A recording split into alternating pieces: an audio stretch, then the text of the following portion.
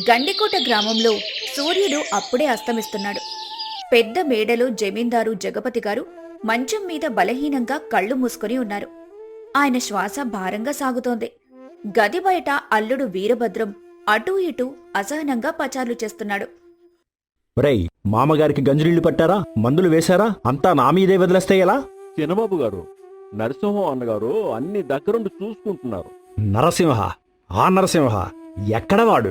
వాడికి తప్ప ఈ ఇంట్లో ఎవడికి పని చేత కాదా? సరిగ్గా అప్పుడే నరసింహ చేతిలో ఒక పాత ఇత్తడి చెంబుతో గదిలోంచి బయటకు వచ్చాడు. ముఖంలో ప్రశాంతత, కళ్లల్లో అంతులేని విధేయత కనిపిస్తాయి. ఏమోయ్ నరసింహ, మామగారికి సేవలు బాగా చేస్తున్నావా? ఆయన నీకేమైనా ఆస్తిలో వాటా రాసిస్తున్నారా ఏంటి? ఎంతగా సేవ చేస్తున్నావు? అయ్యగారు నా దేవుడు చిన్నబాబు. ఆయన సేవ చేసుకోవడం నా అదృష్టం. ఆపు నీ నాటకాలు. లోపల ఆయన స్పృహలోనే ఉన్నారా? అయ్యగారు ఇప్పుడే కళ్ళు తెరిచారు చిన్నబాబు. మిమ్మల్ని అమ్మగారిని పిలవమన్నారు. వీరభద్రం పార్వతి గదిలోకి వెళ్తారు. జగపతి బలహీనంగా వారిని చూసి నరసింహను సైగ చేసి పిలిచాడు. నరసింహ, కాస్త దగ్గరకురా. నరసింహ ఆయన మంచం పక్కన మోకాళ్ల మీద కూర్చున్నాడు. వీరభద్రం ముఖం మాడిపోయింది. నా పడక కింద పాత పెట్టి తాళం నీ దగ్గరే ఉంచు, ఎవ్వరికి. జగపతి మళ్లీ కళ్ళు మూశాడు. నరసింహ తల ఊపి ఆయన కాళ్లకు నమస్కరించి లేచాడు. ఏమన్నాడు మామగారు? నీ చెవిలో ఏం చెప్పాడు? అయ్యగారు అలసిపోయారు చిన్నబాబు. మందులు వేసి పడుకోబెట్టాను. నేను అడిగింది అది కాదు. ఆయన నీకు ఏం చెప్పాడు అంటున్నాను. ఏవండి, నాన్నగారికి ఒంట్లో బాగోలేదు. నరసింహను అలా నిలదీయకండి. ఆయన మన నమ్మకస్తుడు. నీకు తెలియదు పార్వతి, ఈ నమ్మకస్తులే నట్టేట ముంచుతారు. ఆస్తి కాగితాలు ఎక్కడ పెట్టారో ఈ ముసలాయన ఎవ్వరికీ చెప్పడం లేదు. అన్నీ ఆ నరసింహగాడికే తెలుసు. నాన్నగారికి తెలుసు ఎవర్ని నమ్మాలో. మీరు కంగారు పడకండి. వీరభద్రం కోపంగా గది నుండి బయటికి వెళ్ళిపోయాడు. ఆ రాత్రి వీరభద్రం తన గదిలో లంచం డబ్బు సంచితో నరసింహ కోసం ఎదురు చూస్తున్నాడు. నరసింహ అక్కడికొచ్చాడు. రా నరసింహం, రా. నీకోసమే చూస్తున్నాను. ఇదిగో ఈ 1000 వరహాలు తీసుకో. చిన్నబాబు గారు, నాకెందుకు ఇంత డబ్బు? ఇది లంచం కాదు నరసింహ, బహుమతి. మామగారు నీకు ఏమి ఇచ్చినా ఇవ్వకపోయినా నేనున్నాను. మీ దయ చిన్నబాబు గారు. కానీ అయ్యగారి సేవ చేసినందుకు నేను డబ్బు ఆశించటం లేదు. చూడు నరసింహ, నాకు సూటిగా మాట్లాడడం అలవాటు. మామగారు నీ చెవిలో ఏం చెప్పారు? ఆ పాత పెట్టె తాళం నీ దగ్గరే ఉందా? అయ్యగారు నన్ను నమ్మారు చిన్నబాబు. ఆ నమ్మకానికి నేను విలువ ఇస్తున్నాను. ఆ నమ్మకానికి నేను వెలకొడుతున్నాను. ఆ పెట్టె తాళం నాకివ్వు. ఇదిగో మరో 1000, మొత్తం 2000 వరహాలు. నీ జీవితం మారిపోతుంది. నన్ను క్షమించండి చిన్నబాబు గారు. అయ్యగారు నాకు ప్రాణం ఇచ్చారు. నా ప్రాణం పోయినా ఆయన నమ్మకాన్ని నేను అమ్ముకోలేను. ఎంత పొగర్రా నీకు! నాకే ఎదురు చెప్తావా? నా మాట వినవా? మీరు నా యజమాని, కానీ అయ్యగారు నా దైవం. దైవం చెప్పిన మాట మీరలేను. నీ అంతు చూస్తాను. నిన్ను ఈ ఇంట్లోంచి, ఈ ఊర్లోంచే వెళ్ళగొట్టకపోతే నా పేరు వీరభద్రమే కాదు. పో! నరసింహ మారు మాట్లాడకుండా అక్కడ్నుంచి వెళ్ళిపోయాడు. వీరభద్రం కోపంతో ఊగిపోతున్నాడు. మరుసటి రోజు ఉదయం జగపతి గారి చిరకాల శత్రువు పక్క ఊరి భూస్వామి కోటయ్య వీరభద్రం కోసం కబురు పంపాడు. మీ చిన్నబాబు గారితో చెప్పు, జగపతి గారు పోయిన తర్వాత ఆయన ఆస్తి మొత్తం నాదే అవుతుంది. నా దగ్గర పత్రాలు ఉన్నాయి. ఇప్పుడు వచ్చి కలిస్తే వాటా గురించి మాట్లాడదామని చెప్పు. ఈ మాట విన్న వీరభద్రం హుటాహుటిన కోటయ్య దగ్గరికి వెళ్ళాడు. కోటయ్య గారు, మీరు చెప్పింది నిజమేనా? మీ దగ్గర పత్రాలు ఉన్నాయా? ఏ, రా కూర్చోలుడు, కూర్చో. నీకు రావలసిన ఆస్తి నీకు దక్కకుండా పోతుందేమోనన్నదే నా బాధ. అంటే? మీ మామగారు జగపతి 20 ఏళ్ల కిందట నా దగ్గర 50,000 అప్పు తీసుకున్నారు. దానికి బదులుగా ఆయన యావదాస్తి తాకట్టు పెట్టినట్టు. ఇదిగో పత్రం. అబద్ధం. మామగారు ఒప్పు చేయడమేమిటి? నమ్మకపోతే ఆ నరసింహంగాడిని అడుగు. ఆ ముసలాయన గుట్టుమట్లన్నీ వాడికే తెలుసు. వాడే ఈ ఒప్పందానికి సాక్షి. నరసింహ! అవును, అందుకే మీ మామగారి ఆస్తి వివరాలు నీకు చెప్పకుండా ఆ నరసింహంగాడికి చెప్తున్నాడు. ఎందుకంటే మీ మామగారు పోగానే ఆ నరసింహంగాడు ఈ పత్రాన్ని అడ్డం పెట్టుకొని నాతో చేతులు కలిపి ఆస్తినంతా పంచుకుందామని పథకం వేశాడు. వీరభద్రం కోటయ్య చెప్పిన అబద్ధాన్ని నిజమని నమ్మాడు. తన దురాశ, నరసింహం మీదున్న కోపం రెండూ కలిశాయి. నమ్మక ద్రోహి, వాడిని నమ్మి నేను మోసపోయాను. ఇప్పుడు నువ్వు ఆవేశపడకు. ఆ నరసింహంగాడిని మనం అడ్డు తొలగించుకోవాలి. ఎలా? ఆ నరసింహగాడిని దొంగగా నిలబెట్టు. ఆస్తి పత్రాలు దొంగిలించి నాకు అమ్ముతున్నాడని ఊరంతా నమ్మించు. ఆ తర్వాత వాడి అంత చూద్దాం. మంచి పథకం. వాడిని నా కాళ్ల దగ్గర కుక్కలా పడి ఉండేలా చేస్తాను. ఇదంతా జరుగుతూ ఉండగా గండికోట పొలాల్లో యువరైతు శివుడు తన పొలానికి నీరు పెడుతున్నాడు. ఆ రోజు రాత్రి వీరభద్రం పథకం ప్రకారం జగపతి గదిలో నుండి గట్టిగా అరుస్తాడు. దొంగ దొంగ పట్టుకోండి! నరసింహంగాడు మామగారి పెట్టి పగలగొట్టి పారిపోతున్నాడు. పనివాళ్లంతా ఉలిక్కిపడి లేచారు. నరసింహ తన గదిలోంచి కంగారుగా బయటకొస్తున్నాడు. అతని చేతిలో ఒక చిన్న మూట ఉంది. అదిగో వాడే! వాడి చేతిలో మూట చూశారా? అందులో కాగితాలు ఉన్నాయి. పట్టుకోండి వాడిని. పనివాళ్లు నరసింహను చుట్టుముట్టి పట్టుకున్నారు. చిన్నబాబు గారు, ఏమైంది? నేనేం చేశాను? ఏం చేశావా? దొంగనా! మామగారి నమ్మకాన్ని దోచుకున్నావు. ఆస్తి పత్రాలు దొంగలించి ఆ కోటయ్య గడుకు అమ్ముతున్నావా? ఇంతలో పార్వతి కూడా ఏడుస్తూ అక్కడికొచ్చింది. నరసింహ, నిజమా? మా నాన్నగారు నిన్ను కన్న కొడుకులా చూసుకుంటే నువ్వు ఈ పనా చేసింది? లేదమ్మా, నేను దొంగని కాను. నేను ఏ పాపం ఎరుగను. అబద్ధాలు చెప్పకు. ఇదిగో ఈ మూటలో ఏముందో ఊరందరి ముందు తెరుస్తాను. ఊరంతా రచ్చబండ దగ్గర పోగైంది. కోటయ్య కూడా ఏమీ తెలియనట్టు అక్కడికి చేరుకున్నాడు. ఊరి జనులారా, నా మామగారు జగపతి గారు ప్రాణాలతో కొట్టుమిట్టాడుతుంటే ఈ నమ్మిన బంటు, ఈ నరసింహ ఆయన ఆస్తిపత్రాలు దొంగలించి మన శత్రువు కోటయ్యకు అమ్మబోయాడు. అయ్యో, నరసింహం ఇట్లాంటివాడా? నమ్మలేకుండా ఉన్నాం. అవును, వీరభద్రం గారు చెప్పింది నిజం. ఈ నరసింహం నా దగ్గరికే వచ్చాడు. 1,00,000 వరహాలకు బేరం పెట్టాడు. అబద్ధం! కోటయ్య గారు, మీరు అబద్ధం చెప్తున్నారు. నోర్ముయ్, ఇదిగో ఈ మూట, దీన్ని అందరి ముందు విప్పుతున్నాను. వీరభద్రం ఆ మూటను విప్పుతాడు. అందులో కొన్ని పాత బట్టలు, ఒక చిన్న రాగి చెంబు, కొన్ని విలువైన పత్రాలు ఉన్నాయి. కొట్టండి వాణ్ణి, దొంగను శిక్షించాలి. వీడికి ఇక్కడే ఇప్పుడే శిక్ష పడాలి. వీడిని ఊరు నుండి వేలేద్దాం. వీరభద్రం మనుషులు నరసింహను కొట్టడానికి కర్రలు పైకి లేపారు. పార్వతి భయంతో కళ్ళు మూసుకుంది. ఆ గొంతు వినగానే ఊరంతా నిశ్శబ్దమైపోయింది.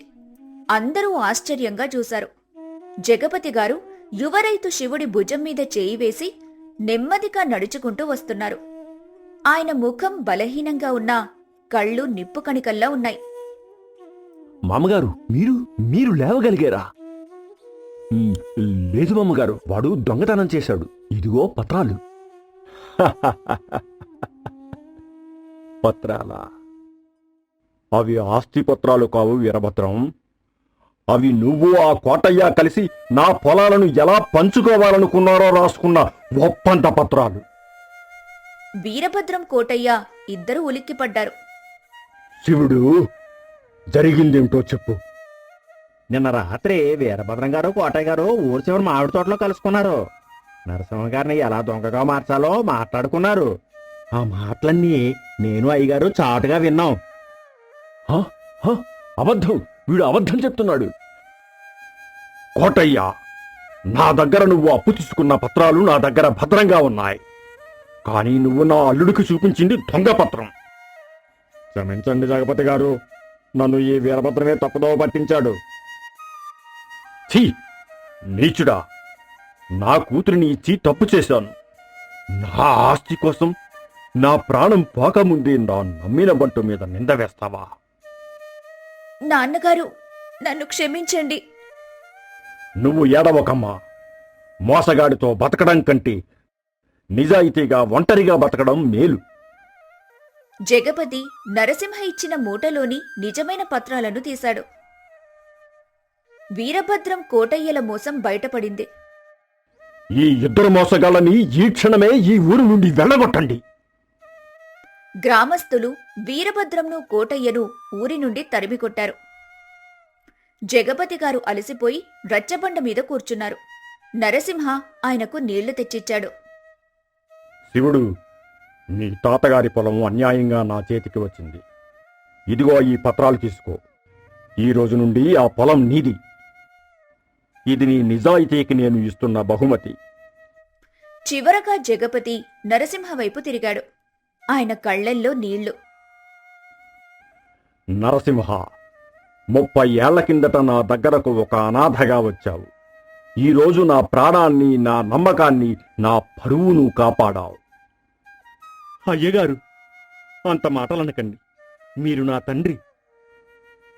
ఈ రోజు నుండి నువ్వు నా నమ్మిన బంటివి కాదు, నా మానసపుత్రుడివి. నా యావదాస్తికి, నా కూతురు పార్వతికి నువ్వే సంరక్షకుడివి. అయ్యగారు, ఒక నమ్మిన బంటు 100 మంది బంధువుల కంటే గొప్పవాడు. నా ఆస్తిని కాపాడే శక్తి డబ్బో అధికారమో కాదు, కేవలం నమ్మకం మాత్రమే. జగపతి గారు ప్రశాంతంగా కళ్ళు మూసుకున్నారు. నరసింహ పార్వతికి ఆ ఊరికి అండగా నిలిచాడు. దురాశపరులు ఓడిపోయారు. నమ్మకమే గెలిచింది. అనగనగా రత్నగిరి రాజ్యంలో సుందరపురం అనే గ్రామం ఉండేది. ఆ గ్రామంలో వీరయ్య, అతని భార్య గంగమ్మ అనే పేద దంపతులు ఉండేవారు. రాజ్యంలో 3 ఏళ్లుగా వానలు లేక కరువు తాండవిస్తోంది. ఒకరోజు ఉదయం వీరయ్య తన ఎండిపోయిన పెరటివైపు చూస్తూ నిట్టూర్చాడు. చూసావా గంగమ్మ, చెట్టు చేమ అన్నీ ఎండిపోయాయి. కనీసం పక్షులు కూడా ఈ దిక్కుకు రావడం లేదు. అవునండి, ఇంట్లో ఉన్న గింజలు కూడా అయిపోయాయి.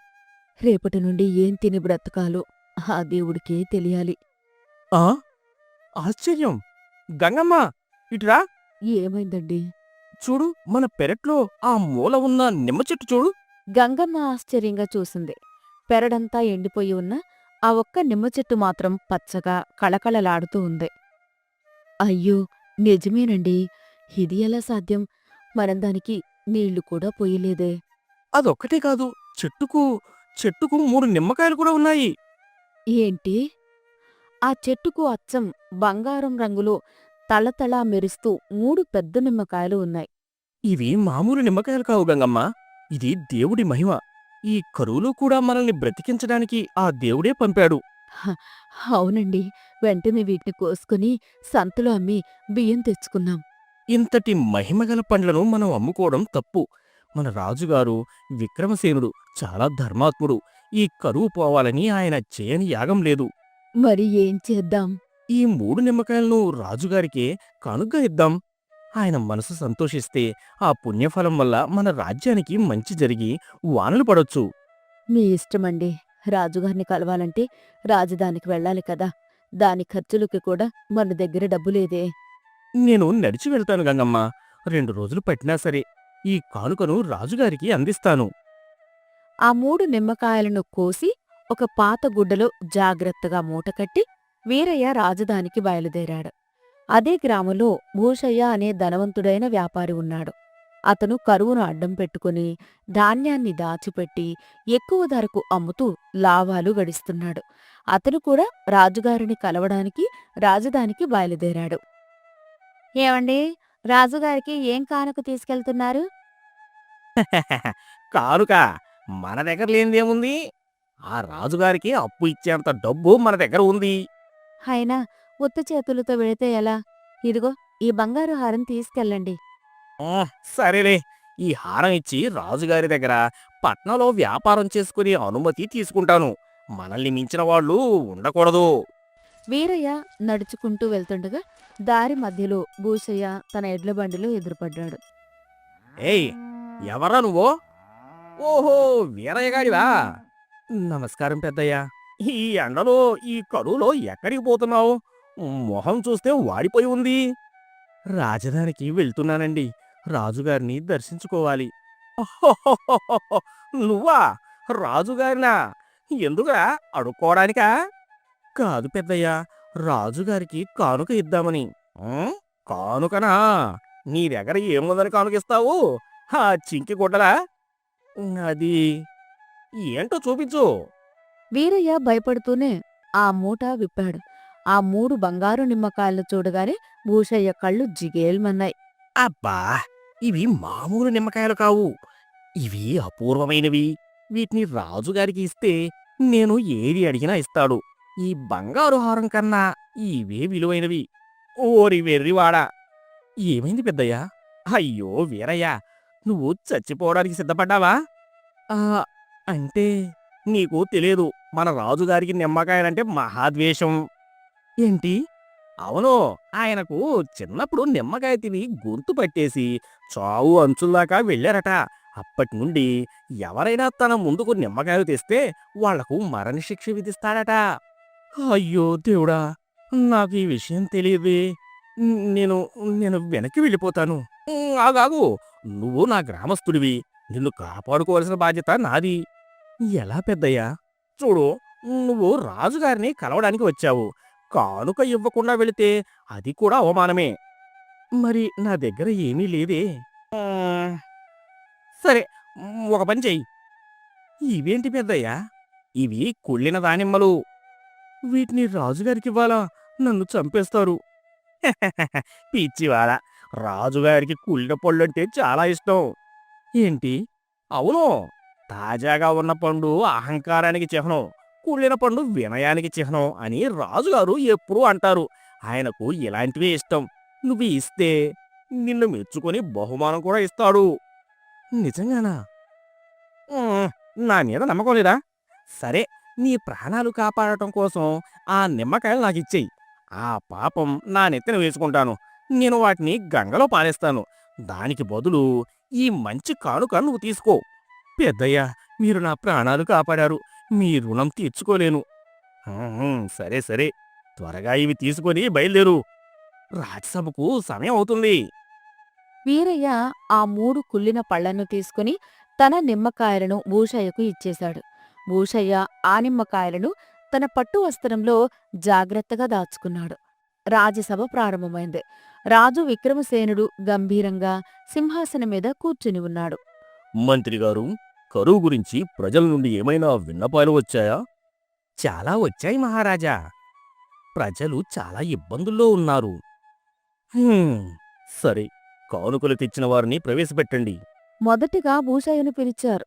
మహారాజా, నీ పాదాలకు ఈ సేవకుడి నమస్కారాలు.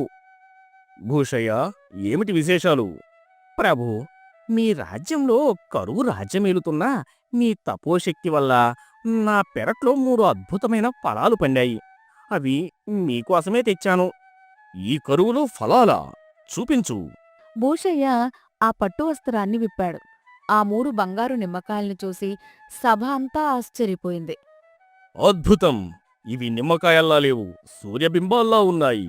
నిజమే ప్రభు, ఎంత సువాసన వస్తుందో. మీలాంటి ధర్మాత్ములు పాలిస్తుంటే మాకు ఇలాంటివి పండకుండా ఉంటాయా? సరే భూషయ్య, నీ కానుక మాకు నచ్చింది. నీకేం వరం కావాలో కోరుకో. ప్రభు, నాకు ఆశ ఏమీ లేదు. కాని మా గ్రామానికి నీటి కష్టాలు ఎక్కువగా ఉన్నాయి. నిజమే. మా గ్రామం పక్కన జీవనది ప్రవహిస్తుంది. దానికి ఒక చిన్న కాలువ తవ్వించి ఆ నీటిని నా పొలం మీదుగా ఊరిలోకి పంపించే అనుమతి ఇప్పించండి. ఆ కాలువ బాధ్యత అంతా నేనే తీసుకుంటాను. అంటే నీటి పంపిణీ బాధ్యత నీకు కావాలంటావు? అవును. అప్పుడు నీళ్ళన్నీ నా పొలానికే తిప్పుకుంటాను. మిగిలిన వాళ్లకు చుక్క నీరు అమ్ముకుని కోటీశ్వరుడవుతాను. ప్రజల కోసమే ప్రభు. సరే, మీ విన్నపం నా పరిశీలనలో ఉంటుంది. తరువాత? భటులు వీరయ్యను లోపలికి పిలిచారు. వీరయ్య భయపడుతూ ఆ కుళ్ళిన పళ్ల మూటతో రాజు ముందు నిలబడ్డాడు. నీ పేరేమిటి? వీరయ్య ప్రభు. నీ కానుక ఏమిటి? వీరయ్య భయపడుతూనే ఆ మూటను విప్పాడు. అందులోని కుళ్ళిన దానిమ్మ పళ్లను చూసి సభ అంతా గొల్లున నవ్వింది. భూషయ్య ముఖం తిప్పుకుని నవ్వాడు. ఏయ్, ఎంత ధైర్యం నీకు? నన్ను అవమానించడానికి ఈ కుళ్ళిన పళ్ళు తెచ్చావా? భటులారా! క్షమించండి మహారాజా, క్షమించండి. ఎందుకు తెచ్చావివి? ప్రభు, మా ఊరి పెద్ద భూషయ్య గారు చెప్పారు. భూషయ్య? అవును ప్రభు, నేను మీకోసం నా చెట్టుకు కాసిన 3 బంగారు నిమ్మకాయలు తెచ్చాను. ఏమిటి, నిమ్మకాయలా? అవును ప్రభు, కాని భూషయ్య గారు దారిలో కలిసి మీకు నిమ్మకాయలంటే ద్వేషమని, తెస్తే మరణశిక్ష వేస్తారని చెప్పారు. నా ప్రాణాలు కాపాడటం కోసం ఆ నిమ్మకాయలు ఆయన తీసుకుని గంగలో పారేస్తానని అన్నారు. ఆ అబద్ధం, అబద్ధం ప్రభు. వీడెవరో పిచ్చివాడు. పిచ్చివాణ్ణి కాదు ప్రభు, రాజుగారికి కుళ్ళిన పళ్ళు ఇస్తే వినయానికి మెచ్చుకుంటారు అని చెప్పి ఆయనే ఈ పళ్ళను నాకు ఇచ్చారు. సభ అంతా నిశ్శబ్దంగా మారింది. రాజు ముఖం కోపంతో ఎర్రబడింది. భూషయ్య, ప్రభు, వాడు వాడు నా మీద పగబట్టి. ఆపు, వీరయ్య చెప్పింది నిజమో కాదో ఇప్పుడే తేలుతుంది. రాజు తన మంత్రి వైపు చూశాడు. మంత్రిగారు, భూషయ్య తెచ్చిన ఆ 3 నిమ్మకాయలు ఇటు తీసుకురండి. మంత్రి ఆ నిమ్మకాయలను తెచ్చి రాజు ముందు పెట్టాడు. ఇవి నీ పొలంలో పండాయి అన్నావు కదా? ఆ అవును ప్రభు. వీటిలో ఏముందో చూద్దాం. రాజు మొదటి నిమ్మకాయను కోశాడు. కోసిన వెంటనే దాని నుండి నల్లటి పొగ, బూడిద బయటికి వచ్చింది. సభ అంతా దగ్గుతో నిండిపోయింది. ఏంటి భూషయ్య, ఇది నీ పొలంలో బూడిద పండుతుందా? తెలియదు ప్రభు. అది అది రెండోది. రాజు రెండో నిమ్మకాయను కోశాడు. దాని నిండా పురుగులు ముళ్ళు ఉన్నాయి. అవి బయటకు వచ్చి పాకడం మొదలుపెట్టాయి. ఛీ, ఇది నీ కానుక. నన్ను క్షమించండి, నన్ను క్షమించండి. మూడోది కూడా కోయండి. రాజు మూడో నిమ్మకాయను కోశాడు. దాని నుండి భరించలేని దుర్వాసనతో కూడిన నల్లటి ద్రవం బయటకు చిమ్మింది. దుర్మార్గుడా, నీ మనసు ఎంత కుళ్ళిపోయిందో నీ కాయలు కూడా అంతే కుళ్ళిపోయాయి. వీరయ్యలాంటి అమాయకుణ్ణి మోసం చేసి నా దగ్గర వరం పొందాలని చూస్తావా? భూషయ్య, రాజు కాళ్లమీద పడ్డారు. వీరయ్య, ప్రభూ, నీ నిజాయితీ నాకు నచ్చింది. మరి నువ్వు తెచ్చిన కానుక? అది కుళ్ళిపోయిందండి. నిజాయితీ పరుడి చేతిలో మట్టి అయినా బంగారమే అంటారు. చూద్దాం. మంత్రిగారు, ఆ కుళ్ళిన దానిమ్మలను కోయండి. మంత్రి ముక్కు మూసుకుని ఆ మొదట కుళ్ళిన పండును కోశాడు. కోసిన వెంటనే సభ అంతా సుగంధ పరిమళం వ్యాపించింది. ఆ పండు లోపలంతా వజ్రాలు వైడూర్యాలు తళతళా మెరుస్తున్నాయి. రెండోది. మంత్రి రెండో పండును కోశాడు. దాని నిండా బంగారు నాణాలు ఉన్నాయి. మూడవది. మంత్రి ఆ మూడో కుళ్ళిన పండును కోశాడు. దాని నుండి స్వచ్ఛమైన తియ్యటి నీటి ధార ఉబికి రావడం మొదలైంది. అద్భుతం చూశారా? వీరయ్య తెచ్చిన 3 నిమ్మకాయలు అవి భూషయ్య చేతికి వెళ్ళగానే అతని దుర్బుద్ధికి బూడిదగా పురుగులుగా మారాయి. వీరయ్య నిజాయితీకి ఈ కుళ్ళిన పళ్ళు కూడా రత్నాలుగా అమృతంగా మారాయి. ఆ నీటి ధార బయటకు రాగానే ఆకాశం ఉరిమింది. పెద్దగా వర్షం కురవడం మొదలైంది. వాన, వాన, కరువు పోయింది. వీరయ్య, నీ నిజాయితీ ఈ రాజ్యానికి పట్టిన కరువును పోగొట్టింది. మహారాజా, భటులారా, ఈ భూషయ్యను అతని భార్యను బంధించండి. వీరి ఆస్తి మొత్తాన్ని జప్తు చేసి అందులో సగం వీరయ్యకు ఇవ్వండి. అయ్యో, వద్దు ప్రభు, ప్రభు. వీరయ్య, ఈ రోజు నుండి నువ్వు సుందరపురం గ్రామానికి అధికారివి. నీ 3 నిమ్మకాయలు కాదు, నీ నిజాయితీ ఈ రాజ్యానికి 3 రత్నాలను ఇచ్చింది. నీరు, సంపద మరియు ధర్మం. వీరయ్య రాజుగారికి నమస్కరించారు. వారి నిజాయితీకి తగిన బహుమానం దక్కింది. గ్రామం మళ్లీ సస్యశ్యామలమైంది.